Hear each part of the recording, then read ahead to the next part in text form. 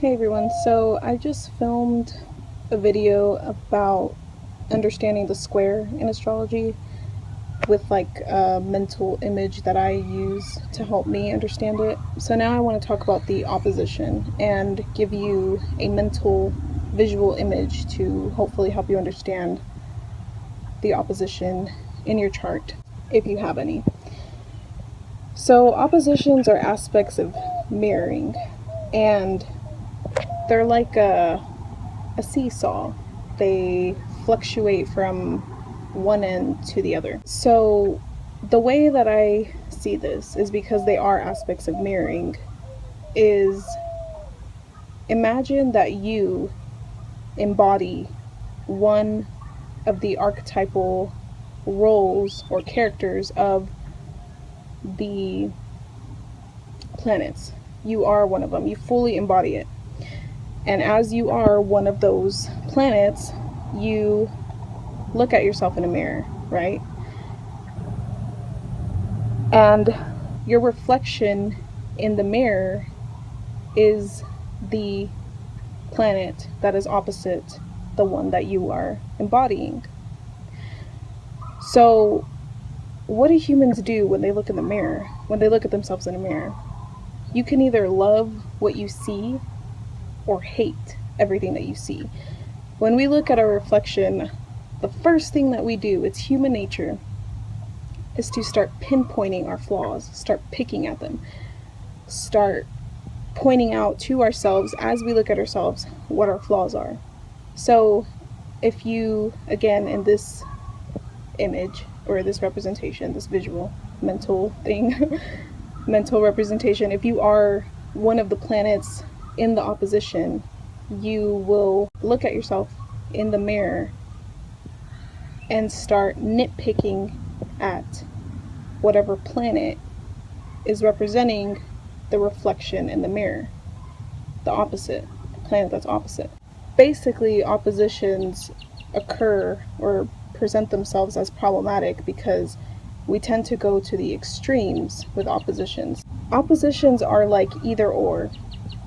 It can't be both until we get a handle on them. We'll fully go onto one end and completely devalue the other end, the opposite, this planet that's at the opposite end, because we don't agree with what it's doing. It's like they're trying to separate from each other, the planets, but they can't.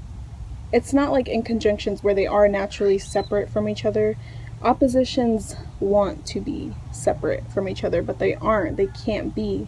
So because they're trying to be completely separate from each other, they go to the extremes of being either one or the other. And when you have an opposition in your chart and you do that, when you go to the extremes of being only one of the planets, you'll start to see the other one reflected back to you through other people, because you can't run away from it. That's the thing with oppositions. You can't run away from the opposite of what you are. And this goes for like everything, like any person. And even just like the signs, the axis opposition signs in astrology. Until you start to look into the mirror of the opposite, the planet that's opposite whatever planet you want to be in any particular moment, and you start to look at it and see why it's actually essential to your chart and start to appreciate it for what it is.